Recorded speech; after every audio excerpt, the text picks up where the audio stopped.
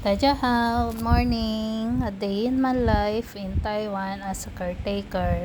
For today's guys, so yan, punta tayo dito malapit sa school ng aking alaga. Hindi ko alam kung anong pangalan nito pero ang ganda niya, para siyang plaza na may mga tindahan dito ng mga tea, bubble tea, yan.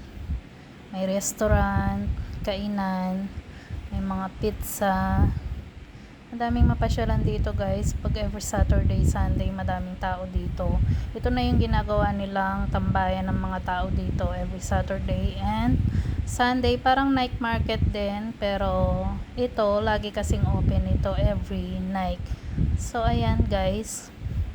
Mikot lang ako. Ang daming pwesto. Ayan. Meron din dito na parang inuman siya. May mga tea rin na tinitinda nila. So ayan. Park, para siyang parking lane area.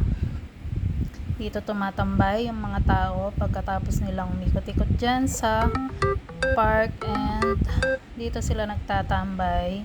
Bibili ka ng mga tea, yan, iba't ibang flavor. Hindi ko pa naman yan na-try pero feeling ko naman maraming masarap ng mga klase ng tea dito, mga juice, ganyan. And so ngayon pauwi na ako.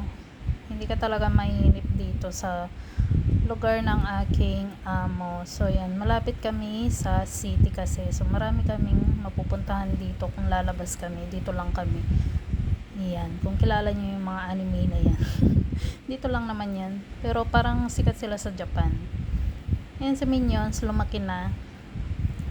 And the other is, may mga studio dito. Yan. Yung mga may souvenir, mahilig sa souvenir dyan na ganyan. Sa kanila lang naman yung mga sikat. So yan, meron ding restaurant dito sa baba. Yan, pwede kang bumaba dyan.